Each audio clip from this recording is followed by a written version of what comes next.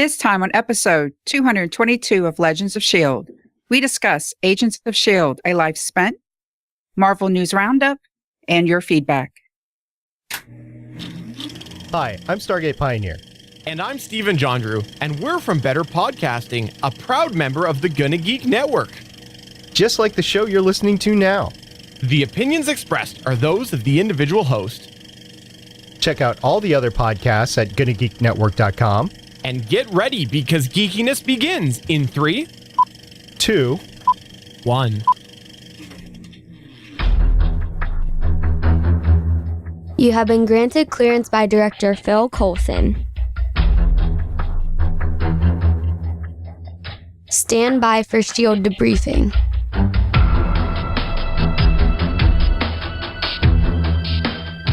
All information to be discussed here is classified and may only be discussed among agents granted clearance by the S.H.I.E.L.D. Director. Now it's time for your scheduled debriefing. I'm Director Stargate Pioneer. I'm Agent Lauren. And I'm Consultant Michelle. Welcome to Legends of S.H.I.E.L.D. We're a Marvel Comic Universe fan show. This show is recorded on Sunday, December 10th, 2017, live from the Legends of S.H.I.E.L.D. studios and broadcast galactic-wide via www.geeks.live. Ladies, happy Dewey Decimal System Day! Don't you know about the Dewey Decimal System? Yeah, definitely old school and would have survived a cataclysmic earthquake. Assuming True. it didn't get fired up in lava or something. Do you still remember how to use the Dewey Decimal System? Oh, man. Just the codes that are on the back of the books, it's just incredible. You go to the library today and they're still coded that way, even though they're not, that's not how you find stuff anymore. Yeah, still useful, though. Still useful. Indeed, indeed. Kids, learn your library history. But for now, let's go on. Legends of S.H.I.E.L.D. is a fan-based podcast on the ABC television show Marvel's Agents of S.H.I.E.L.D., Marvel's Defenders on Netflix, Legion on FX, possibly if Haley puts it on the schedule, The Gifted on Fox, the Marvel Cinematic Universe, and the Marvel Comic Universe in general. Because of just wanting to sleep in your own bed. If you'd like to talk to us about just wanting to sleep in your own bed, you can find us at our website, legendsofshield.com. If you'd like to leave us a voicemail of what you like to eat in bed, you can call us at 844-THE-BUS1. That's 844-843-2871. If you'd like to complain to us about people leaving crumbs in bed, you can find us on Facebook at Legends of S.H.I.E.L.D. Podcast. You can tweet us about what you like to do in bed at Legends of S.H.I.E.L.D. You can watch videos of people in bed, but not us because we are sitting at desks on YouTube at youtube.com/GonnaGeek. That was a bit of a tortured route there, wasn't it? And remember, Legends of S.H.I.E.L.D. is a proud member of the GonnaGeek.com network. So remember a few years ago when we started to do video, we went on this platform, which is now deceased, called Blab. Do you guys remember that? I do. Yeah. Me too. Blab actually had like blabs. That's what they were called. These little sessions called blabs with people in bed. And in fact, some watching people in bed or passed out or fallen asleep or whatever. So yeah, see where that turned out? It doesn't exist anymore. I mean, your kink is not my kink, but that's okay. As long as you are consensually filming the person in bed, don't do any sort of weird stalkery things. But, hey. Yeah. Okay, so what we're going to talk about is not any of that kink stuff, but we're going to talk about an actual quote that was said during the episode when we get to that. But before we get to that, I want to mention the fact that Agent Haley is not with us this week. She had an emergency she had to go off and deal with. I'm not quite sure when she's going to come back, but she will indeed come back. We just don't know when that's going to be. So our feelings go out to Haley right now, and we look forward to seeing her back as soon as possible. All right, with that, we're going to move on into the episode.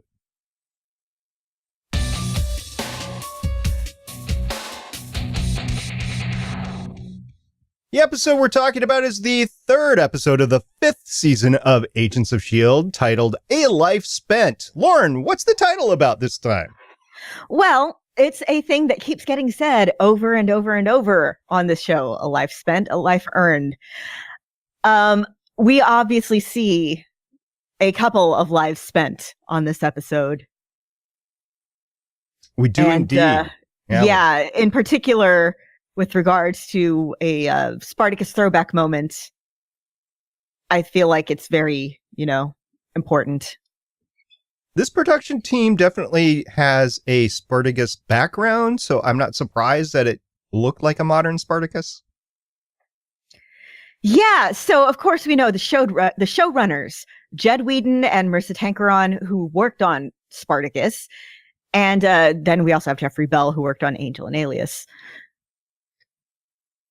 Indeed. But, most importantly, yep, Jed and Marissa. So we'll get more into that later in the episode. In the meantime, let's go through this episode's creative team. Michelle, who directed? This episode was directed by Kevin Hooks, has 88 directing credits since 1983, including 4 St. Elsewhere, 3 episodes of the original V, 2 of ABC After School specials, and I'm old enough to remember what those are.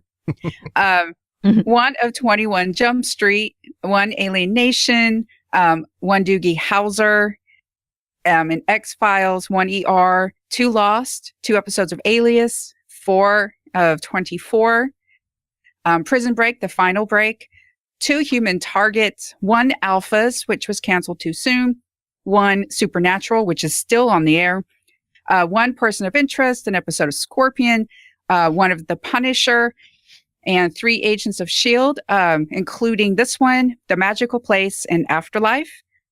Also produced The Wonderful World of Disney, Dragnet, Lincoln Heights, Prison Break, and Human Target, and also acted in Lou Grant, The White Shadow, and Inner Space. Kevin Hooks has been around for a while, and his talent definitely shines through with all of those credits. Lauren, we actually had 2 writers this time. Why don't you take the first one? So this episode was written by a pair of sisters. The first one is Nora Zuckerman, and she has 7 writing credits going back to 2006. A TV series called Desire. She wrote 7 episodes. She wrote 1 episode of Fringe, but was also production staff, and wrote for Human Target, Haven, Suits, and 3 episodes of Agents of S.H.I.E.L.D. This is actually her 3rd discussion appearance on Legends of S.H.I.E.L.D. She also wrote Lockup and Boom for season 4. And Michelle, who was the sister co-writer? Lilla Zuckerman, 3rd discussion appearance on the Legends of S.H.I.E.L.D., previously discussed in episode 149 and episode 161, has 5 total writing credits since 2010, including 1 Fringe, 7 Human Target, 5 Haven, 4 Suits, and was also the producer for Suits, Haven, and Agents of S.H.I.E.L.D. Indeed. So we've talked about these sisters before, and those episodes were fun, and I am glad to have them back now. In the past, with different series, you get a bang on a season premiere or a series premiere, and then it kind of peters out a little bit. This episode, A Life Spent, just continued the ride on from the last 2 episodes at the same high production and suspense level. I really enjoyed this episode. Lauren, what'd you think? Again, I dug it so much. It's fast moving. It continues to just, there's so many questions that it's answering, but that you still have so many questions that need answering. It's so fun to see these characters again. And at the end of the episode, I didn't feel like an hour had passed. I was like, wait a minute, that's it? How has it been an hour? I checked my clock because surely it's lying to me. And no, it had been an hour. And I've missed this show, and I'm so glad to have it back. And them in space is just fantastic. And them with aliens is just fantastic. And oh, guys, I'm so happy.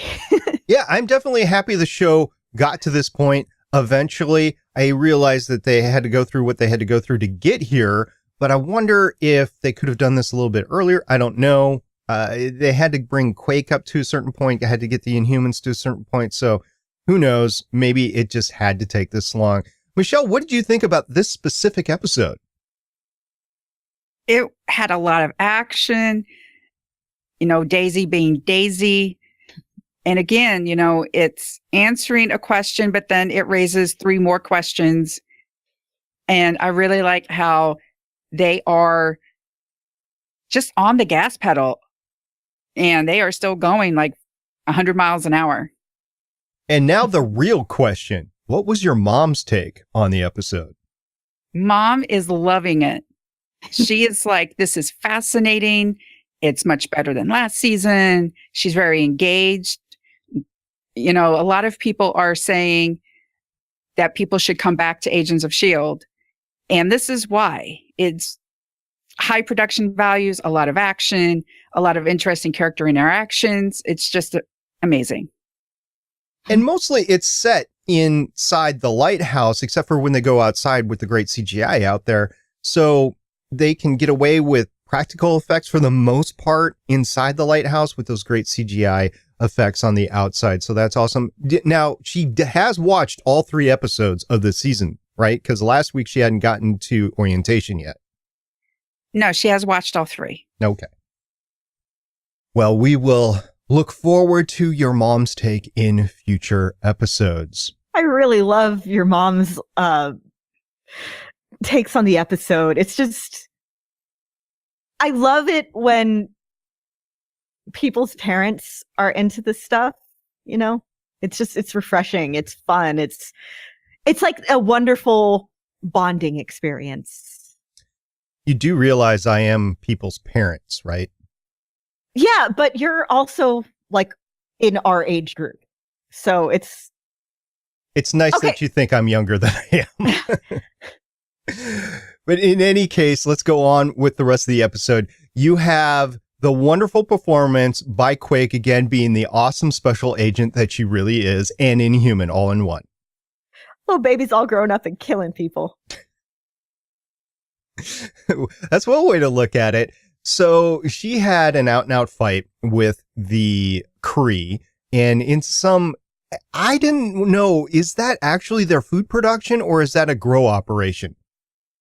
I think it's their food production. Okay. That's because where else are you going to do it? It's not like you have farmland anywhere. Mm-hmm. Yeah, as we see from the end of the episode, the Earth is not really a good place to be right now. Did you guys get like a Fallout vibe from this whole thing? A little bit. It reminded me of like the vaults. The surface actually reminded me of Maveth when it was like all gray and weird looking. I thought that was interesting.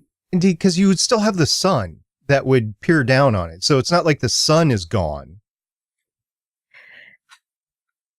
No, but it's just through the debris field, the sunlight would be refracted and scattered in odd ways. So they might not actually have clear blue skies or anything like that. True. Plus, you don't know what the orientation of the planet's surface is because you don't know if it's rotating or not.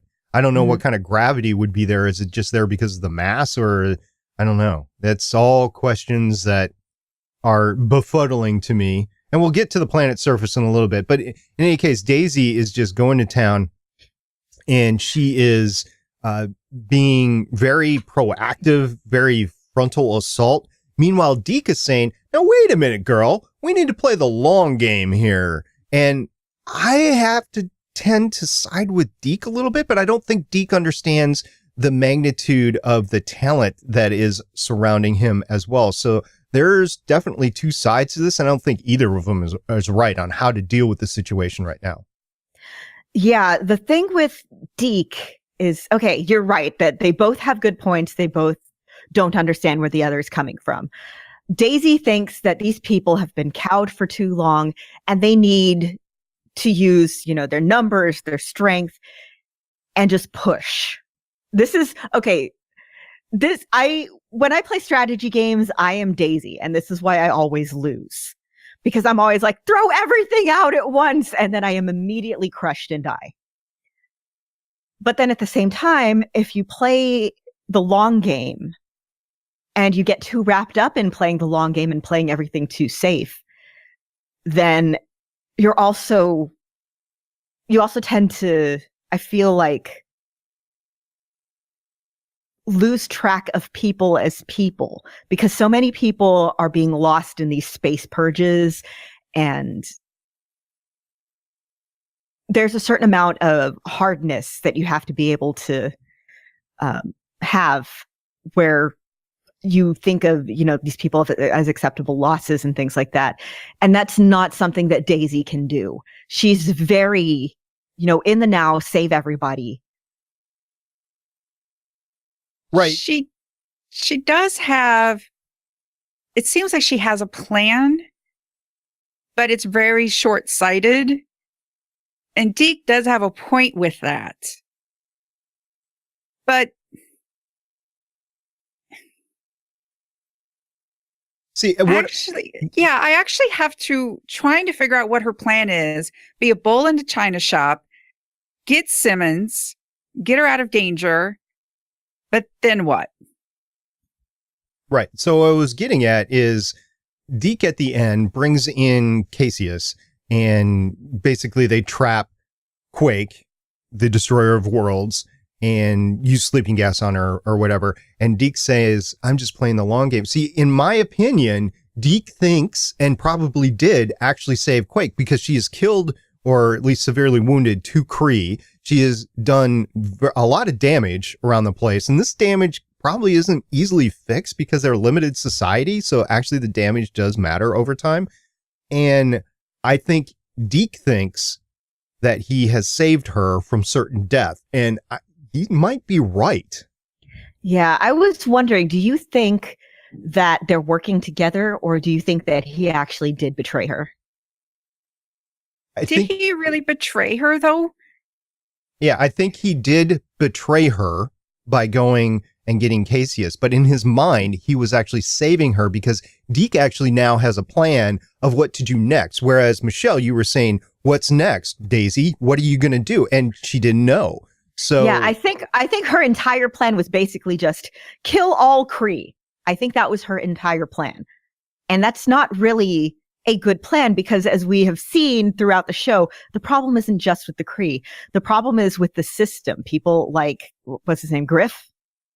I keep thinking of him as Priest from Constantine. Grill, that's it. But with people like that who've taken the system and made it their own.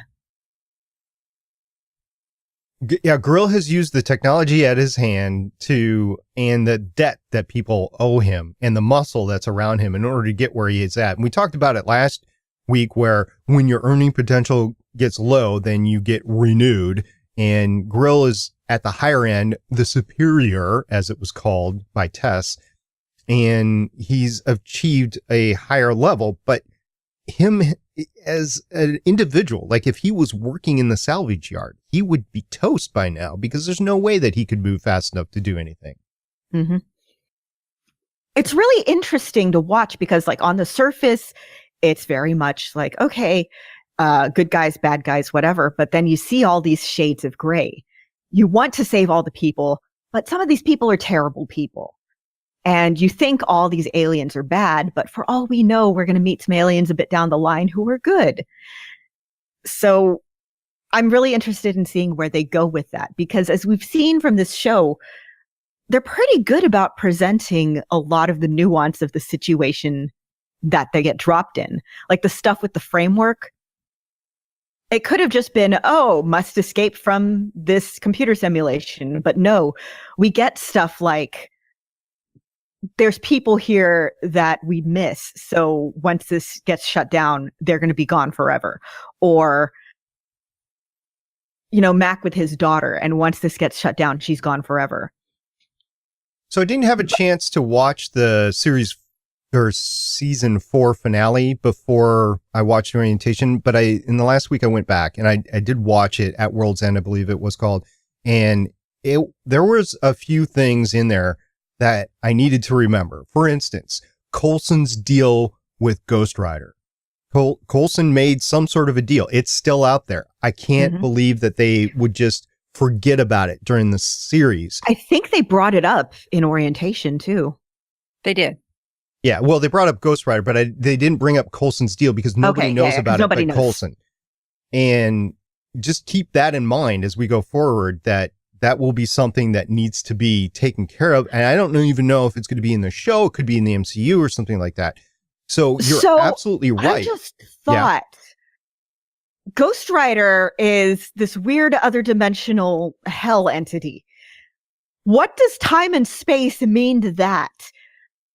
If Ghost Rider, if Coulson invokes this weird pact that he made with them, this weird deal in this time period, in this future that potentially might even never happen if they go back and change it, what does that mean? Yeah, no idea whatsoever. So there's a lot of variables at play here, a lot of callbacks that will probably be made. The series is good at going back and doing that. It's just a question of waiting for it and seeing what happens. So just remember that. The series is so good, though, in that it develops and brings forward and remembers this sort of stuff. And we'll just see what happens there. Now, Michelle, let's talk about the great Science Academy director, Gemma Simmons. Oh, Obi-Wan Simmons. She is tasked with helping a girl who is an Inhuman. We learn that 18-year-olds undergo pterogenesis, and then there is a ceremony. This girl is having trouble with her powers, and they bring in Gemma. And there's an interesting exchange with Cassius and someone else where it's like, did you set her up to fail or not? But Gemma talks to her about how she can manipulate the space between stars, imagine bringing all that together. And she helps the girl. And then we find out the ceremony is basically Thunderdome with Lady Basha. Yeah, Basha with a B. Yeah. Yeah. And we also learn that 1, Earth is a remote outpost. 2, that Lady Basha, her champion, has killed 13 people across 7 systems. And out there somewhere is a capital. And Lady Basha and her people seem human, but they have these weird red eyes. And it's interesting, this one little event just reveals so much about where they are. They did mention the Kree capital planet last time. It was in the view of what was in front of them, right? So this, he said that Hala. He said that Hala, not even Hala has a view like this. So we do know the Kree have a capital planet, and it's Hala. We don't know where it is, and we don't know how many planets the Kree have influence over.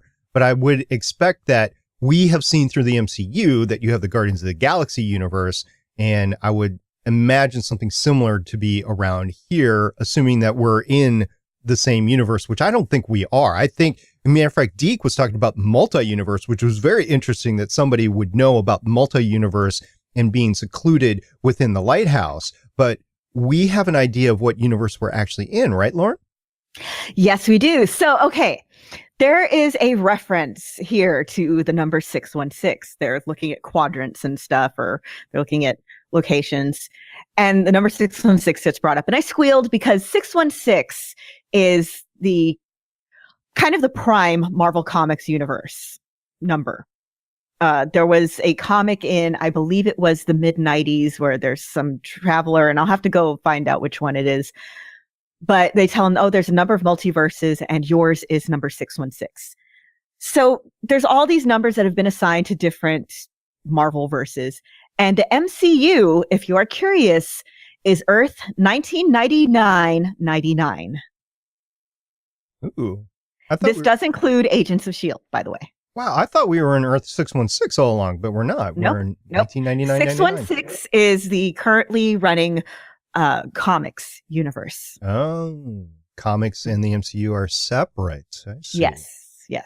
All right, so we don't know if Guardians of the Galaxy is in this. They might have transitioned universes, though, with the monolith. They might not be in 1999-99. They might be in another.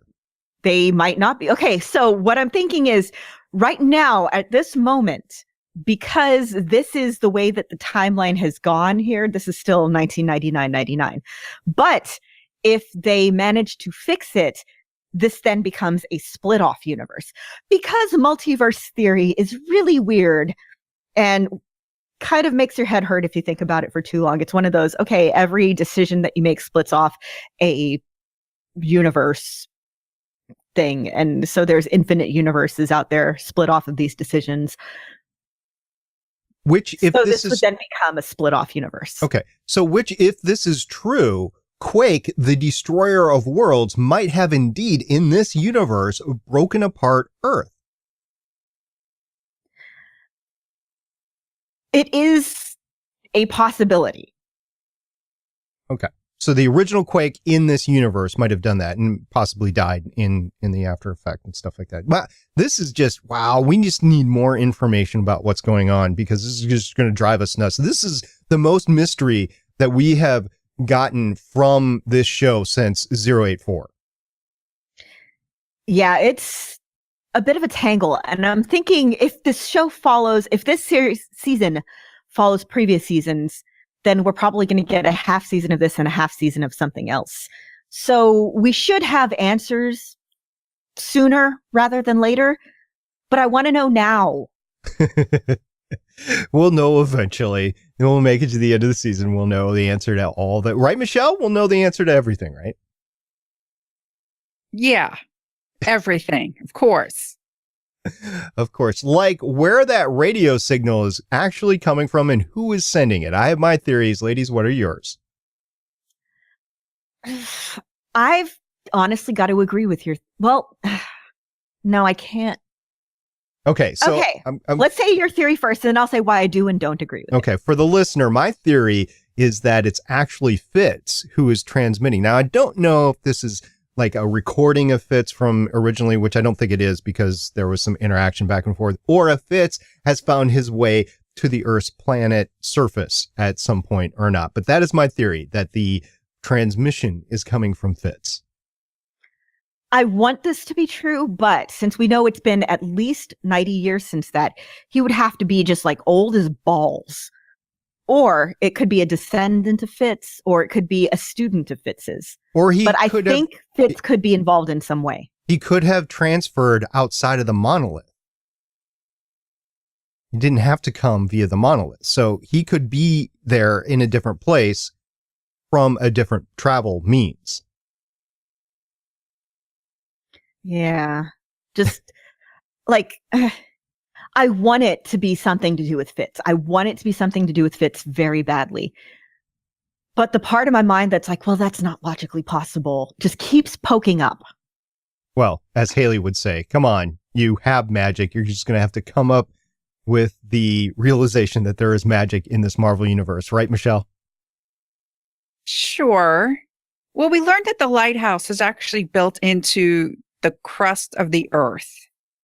Yeah, we knew that it was a survival bunker, but we actually get to see it. So it's amazing what we see. It's at the edge of the Earth, which is great. Yeah. So could there be another outpost like that in the crust of the Earth, and they have a radio signal to the surface, and that's why it appears to come from the surface, but those people are also underground? Yeah, it definitely could be. Now, we've seen, to skip around a little bit, the muscle from the trawler, Zev, I believe his name was, Yo-Yo does a little bait and switch, and he gets caught with a gun, which he's not supposed to have. So that is informed from Grill to the Kree, and then he is banished to the Earth's surface, which we see at the end. Y'all, Yo-Yo is hardcore. I love her. She is. Well, we'll talk about her in a second. We're going to finish this thought, though, on the Earth's surface. So at the end, we see Zev, who is being attacked by roaches, I think. But I don't know. We don't see a body, so he could possibly still survive. And this could be a means by this colony that is growing on the Earth's surface, which is different than, or another underground colony, which is different than the lighthouse. And I think that Zev is going to be our way into finding out what is going on with the radio signal. I still think he got eaten by roaches. Yeah, very possible.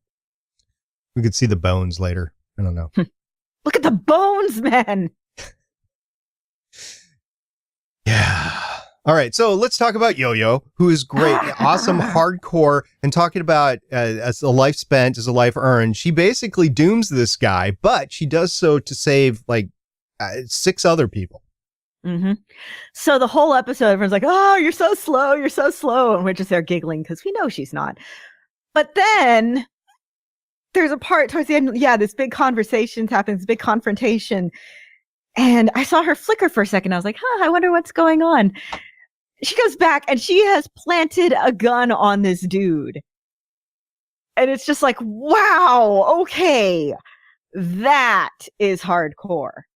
It is. And we see her being conniving earlier by having Grill take off her metric, which I hate that term because everybody uses metrics at work. And so it's a bad thing, right?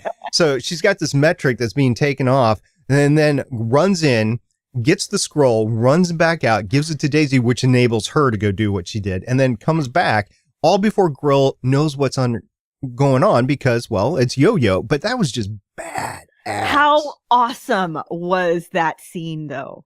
Just the scene of her running, and you see the kind of after image of her, and it's this beautiful tracking, like slow motion tracking shot of her running.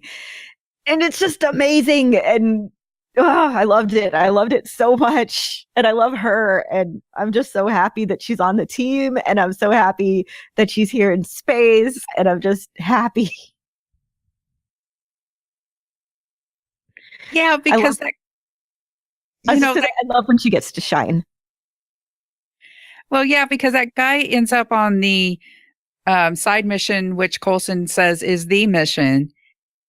And the guy, they're contemplating actually just straight up murdering him, releasing the rocks back into space and it being an accident. And then they argue, well, no, that's murder. We shouldn't do that. And then they come on back to the lighthouse and he's like, you guys are stealing all this type of stuff. And then Yo-Yo realizes that something's got to be done or everybody dies. And she takes care of the stealing problem and saves everybody. Pretty much. And everybody just goes along with it. Like, yeah, we didn't want to say anything, man, but he's your guy. So Yo-Yo enabled all that, which I wonder if that's going to lead to tension between Mac and Yo-Yo, because Mac was specifically trying to save this guy and Yo-Yo basically condemned him to death. And that's kind of their personalities to begin with. And I can see some tension developing between their relationship because of it. Yeah. I don't want them to split up, though. I know. It'd be sad. And also, May was talking about, we mentioned it at the beginning of the show, but May was saying, I just want to spend a night in my own bed. I thought I was Hydra. I was in the framework and now I'm here. I just want a night in my own bed. And not once did she say, with you, Phil. Just pointing that out. Yeah, I think we all know what she meant, right? It's, I want a night in my own bed. Phil can come too. And they had that little hand touch because he touches her shoulder and she touches his hand, and Felinda people went nuts. Yes, me too. I am Felinda trash. Fair enough. I just want them to be happy. Yeah, but this is a Wheaton-based show, so nobody's going to end up happy at the end. Just prepare yourself for that. They might, though. They might. It'll be well. Just be a super awesome battle couple. They're already team mom and dad. Now just have them be a super awesome battle couple together. Yeah. Still waiting for Phil to go out and find one of his Inspector Gadget hands floating around out there. Kind of fun. All right, so what if the Inspector Gadget is a hand that has more hands, and each one of them has a hand that has a different thing on each of the fingers? So it's funny that you mentioned that because I don't know why. We had a new couch delivered. Walk with me. This is going to be kind of a story. So we had a new couch delivered. couch came in. Old couch went out. New couch came in. And everybody's just sitting around watching TV together for the first time in like forever because there's a decent place to sit down because the old couch was like 15 years old. It was time for it to go. So anyway, on the TV was Freeform, which is the old ABC Family. And the show that was playing was the beginning of Toy Story. Now, do you remember the beginning of Toy Story with Buzz Lightyear? Do you remember that? Yes. Okay. He went to the planet Zurg or whatever, and the evil robots were all around them, and they just popped up with little robots on their shoulders, and it went up like 2 or 3 times. You remember that? Yes. Yes. Okay, so that's the hands, which become the hands, which become the hands, which is straight out of Toy Story. Yes. I am fine with this. So favorite moment from the episode, Michelle?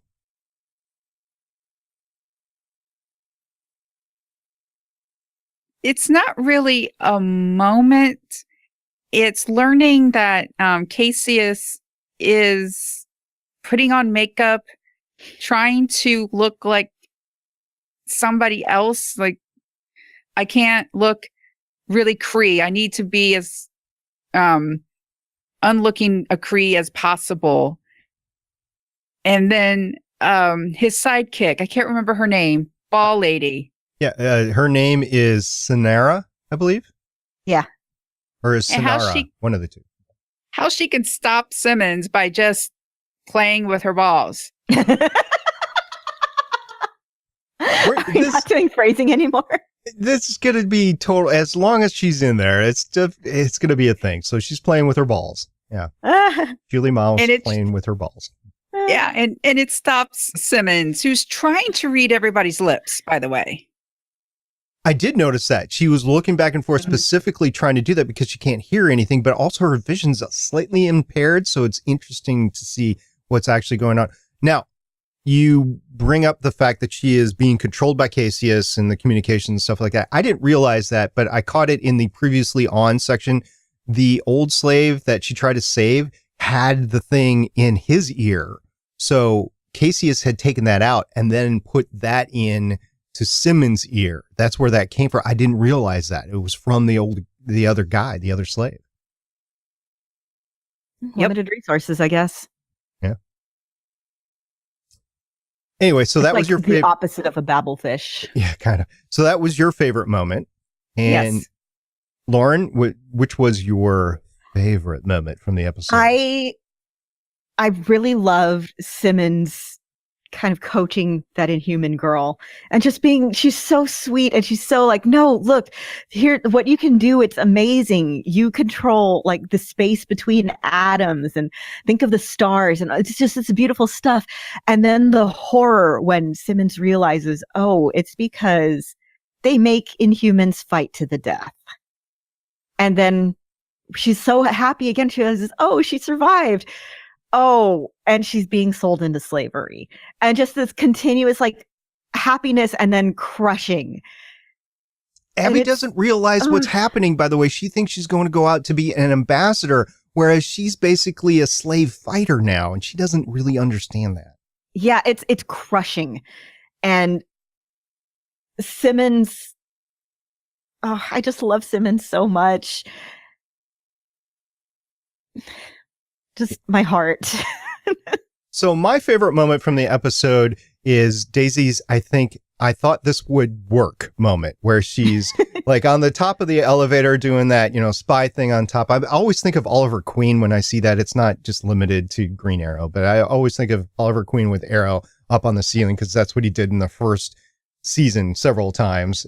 I just think of that. But yeah, she can't hold it and begins to slide down and then has that awesome fight. So that was my favorite moment, was Daisy at the top of the elevator, obviously with wire work going on, because I don't think Chloe could actually do that in real life. But maybe I'm wrong. I don't know.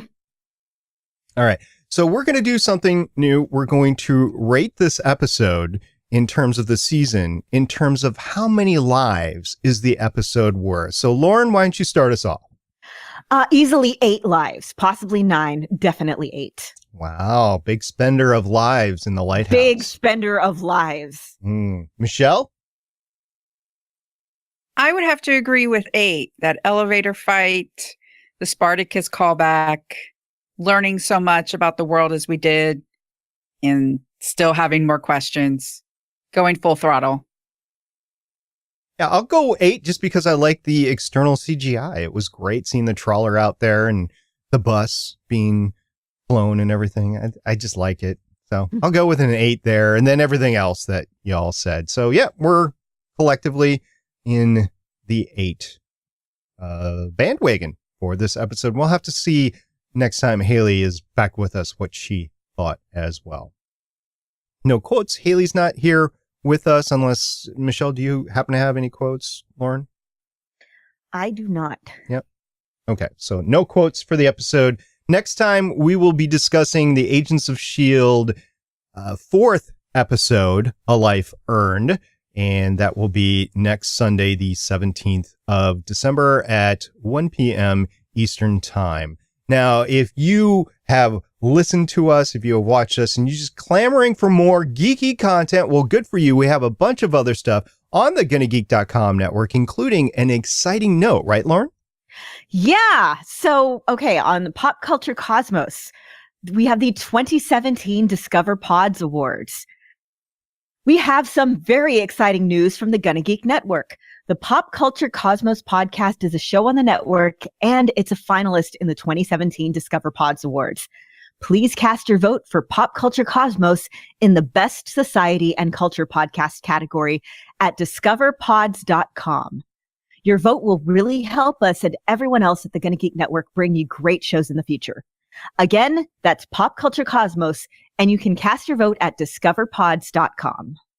Woohoo! Once again, that is from our companions, including Gerald, over at the Pop Culture Cosmos, which you can find at GonnaGeek.com.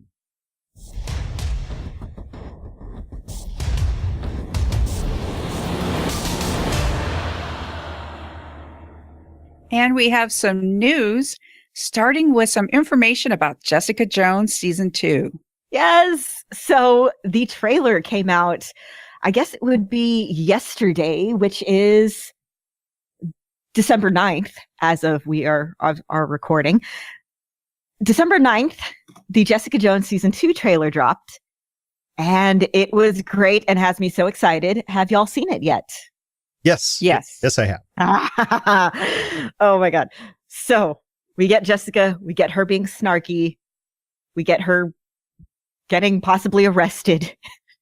We get Trish. We get, I guess, flashbacks or head Kilgrave or something. And we get a release date, March 3rd. Looking forward to a nice spring break coming up. And we, of course, will be covering Jessica Jones as we have the entire Netflix series, and Punisher at some point in time we will cover as well. So just stay tuned for that, probably in the off weeks of Agents of S.H.I.E.L.D. In more trailer news, we have a trailer for SpiderMan Into the SpiderVerse. Yes, this is a movie. It's an animated movie focused on Miles Morales from Ultimate Spider-Man. He's the kid who took over after Ultimate Peter Parker died, which, not a spoiler, it shows up in the trailer. And he is notable because he's Afro-Latino. He's Black and Latino. And this trailer, you guys, y'all watched it before we recorded. The animation is so good. It's computer animated, but there's something in just the motion that reminds me a little bit of Leica Studios, who does stop motion stuff. They did Kubo and the Two Strings and Paranorman and Coraline. And there's also some stuff. There's a couple of scenes where he's like running along a subway where the scene cuts to like 2D animation. And my husband pointed out it reminded him a little bit of scenes from like Persona 5, which is a video game. And it's just this very pop art sort of thing. It's beautiful. And because it's Spider-Verse, we see a glimpse of Peter Parker, and I'm pretty sure we see Spider-Gwen, and I'm pretty sure we're going to see several other spider people. So I am excited. The animation itself was cinematic in its entirety. I mean, you did a great job explaining it, but it is something that I would expect to see in a theater. And it's not unlike, what was that Thundercats animation that came out? A different style of animation, but the Thundercats mini series, I guess is the best way to call it, that came out, I don't know now, like 7 or 8 years ago, it was cinematic quality. This is the same cinematic quality, different style, but this is what I would expect to see in the theater. So kudos to Marvel, Disney, Pixar, whoever put this together. You guys really did a great job on it. And we have a voice cast announced for Marvel Rising Secret Warriors. Yes, this is another feature-length animated film from Marvel. This one is about a new generation of diverse superheroes. The voice cast is amazing. We have Kathleen Kavari returning to voice Kamala Khan, Miss Marvel. She voices her on Marvel Avengers Academy, which is an iOS game that I adore. We have Sierra Ramirez voicing Miss America Chavez, Marvel's first Latino American LGBT character. We have Milana Vaintrub voicing Squirrel Girl. She's going to also play her on the new Warriors TV series. We have Chloe Bennett voicing Quake. We have Dove Cameron, who will also be showing up later on this season on Agents of S.H.I.E.L.D., voicing Ghost Spider, aka Spider-Gwen, Gwen Stacy, if she was, if Peter Parker had died and she had taken up the mantle. Tyler Posey voices Inferno, a brooding loner with the power of pyrokinesis. Camille McFadden voices Patriot, who is sadly not Eli Bradley Patriot, but hey. And Kim Raver will voice Captain Marvel. And Dee Bradley Baker will voice Tippy Toe and Lockjaw. And Boo Boo Stewart, who you might remember from XMen, the one where they go and fix all the problems and reconcile. I'm not X-Men. sure. Haley would be all over this right now, so sorry. Can't help you. Days of Future Past. Oh. He was Warpath in that. But he's voicing Exile, a troublesome but charming Inhuman. Sky Jackson will voice Gloria Glory Grant, a clever young girl who's a friend of Gwen Stacy. Steven Weber, who you might remember from Wings, will voice Captain George Stacy. And Ming-Na Wen will voice the villainous Hala. So that's fun. And I can't wait. Definitely. That should be coming out, I think, next year. Yes, and I can't wait for it either. It's going to be a great thing. Marvel is just coming out with all this great stuff, and I can't wait to get into the animation part of their universe, which I have yet to do, but I'm going to jump on board with this. Another property we have news about is X-Men Dark Phoenix. Yes. So on Thursday, this past Thursday, X-Men Dark Phoenix photos were sent out. And I'm excited.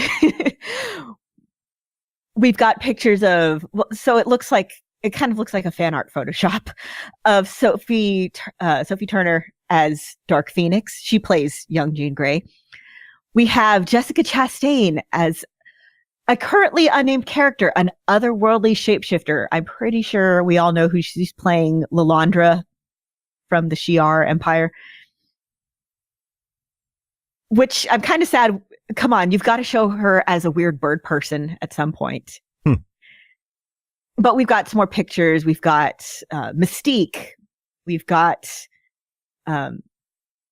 there's like a funeral going on. It's on Entertainment Weekly. We linked to the IO9 article kind of discussing it, but the actual pictures themselves are in a slideshow on Entertainment Weekly.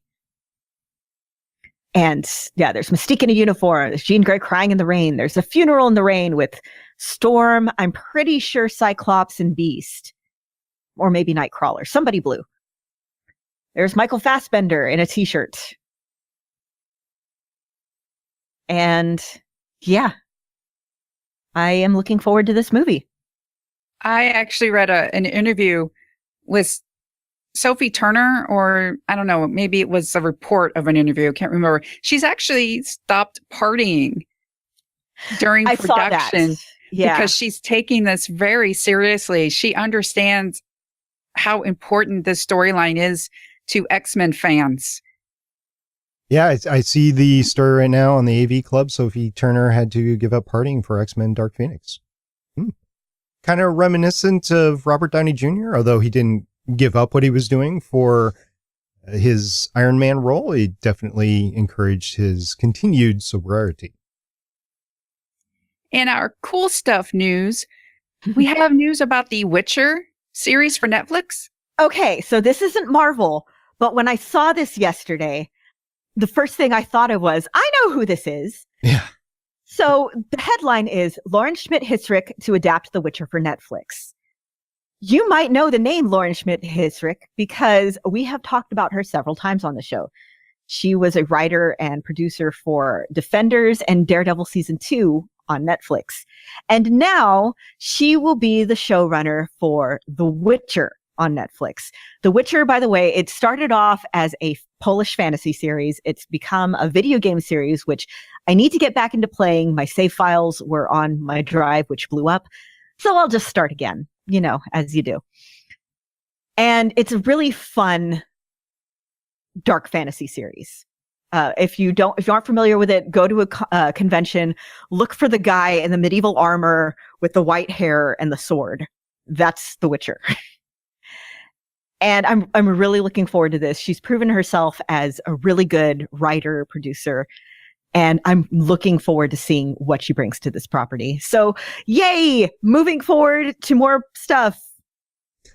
Thank you very much, Lauren, about Lauren Schmidt-Hissrich, and congratulations, Lauren Schmidt-Hissrich, for your great new role as the showrunner for The Witcher. I can't wait to see it. I saw that name in the show notes. I was like, oh, I can't believe we're going to talk about her. This is awesome because she's been involved in awesome stuff over on Marvel.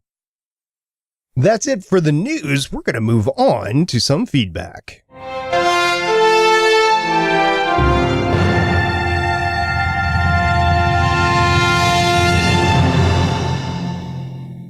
So we have a lot of feedback this week. I've cherry-picked some for us to talk about. First off, at Adana Girl said, is Daisy stealing moves from River Tam? Ooh, Firefly reference. The whole just hanging around thing. That was a lot of fun. Badger Spoon, at Badger Spoon on Twitter. Oh, and one last thing. The Earth was destroyed by Black Bolt. I'm calling it now. Yeah, probably. Black Bolt just got really mad. He got stopped at a traffic light one day, yelled at the cop, Earth exploded. Or his brother, who is sequestered on the moon. At Mr. No, I'm sorry. This is at Born to Eat Bacon, responding to friend of the show at Mr. Pericles. They have gone back and forth, started calling Julie Mao Kree, whose name I cannot remember, Sonara. And by the way, the actor's name is Florence Favre. Yes, Florence Favre. They started calling her Smurfette, blue. Smurfette has a wicked set of balls. It's never going to get old. I don't think any of us are going to argue with that, and you are correct. That is never getting old. We also have some feedback from YouTube. Nariantics3 said, Daisy is innocent of the destruction of Earth. Deke has been duped. Glad AOS is back, going to IMDb now. We are on record, I think, as agreeing that Daisy is innocent.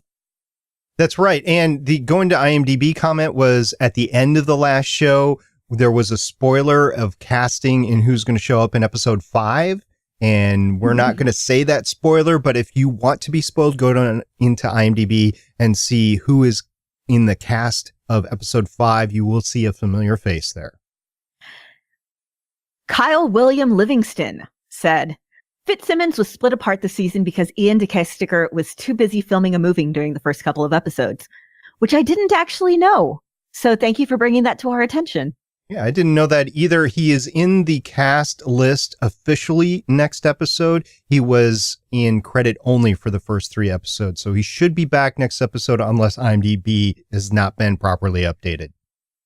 And let's face it, IMDb lies sometimes. And Tommy Bowman said, great show. Never saw before. Added a subscription. Thank you. AOS is amazing. One of the best shows made and best superhero show ever. Great put together, and I'll be back. Keep up the good work. Thank you so much. We're so glad that you like our show, and we are really glad that you watch Agents of S.H.I.E.L.D. because this show needs all the viewers it can get because it's fantastic. So watch it, tell a friend, tell 5 friends. Yeah, bring them back. I mean, I don't care if you've seen the first 4 seasons at this point or not. You need to get in on season 5 because it is just phenomenal. It's some of the best superhero and, quite frankly, sci-fi TVs I've seen around. I wonder how it would fare for somebody that has not seen any of the 4 seasons prior and is just starting in season 5, because there is a lot of backstory that we might be internalizing that somebody new might not understand. Mm-hmm. So thank you for all your feedback. We love hearing from you. We do indeed, whether it's YouTube, Twitter, calling our voicemail line at 844-THE-BUS-1 or 844-843-2871, or any of the other ways to get a hold of us. And with that, Lauren, how are we going to get this one out? We are going to density change this one out.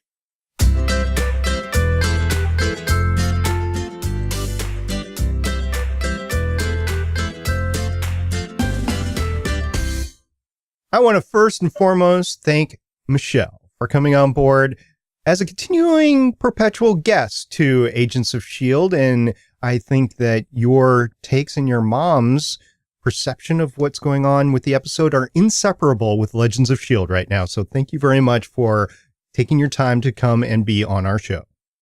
I enjoy it a lot. Thank you so much to everybody who gets a hold of us, whether it's on Twitter during the live tweets or not during live tweets. If you send us stuff that makes you think of us or that you just happen to think of later on in the week, we love hearing from you. We love just knowing that you're listening to us. It makes us feel like we're not screaming about our love of this show into the void. Again, it's just, this is a show where we talk about a thing we like and we talk about it with friends. And if you like also talking about stuff with friends, seriously, just, we love hearing from you. Thank you guys so much. Thank you indeed. We'll be back next week. Until then, I am Director Stargate Pioneer. I'm Agent Lauren. And I'm Consultant Michelle.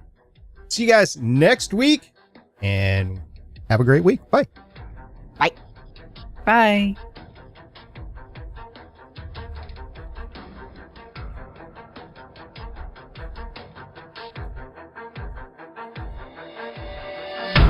Thank you for listening.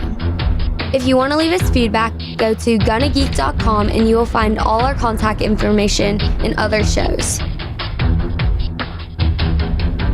You can also visit legendsofshield.com where you'll find our complete archive of podcasts.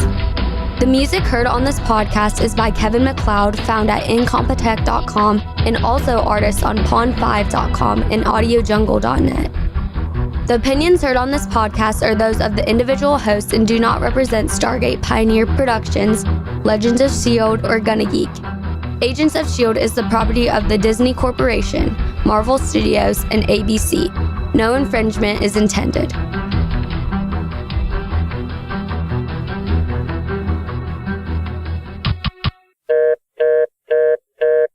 Legends of S.H.I.E.L.D. is copyright 2017.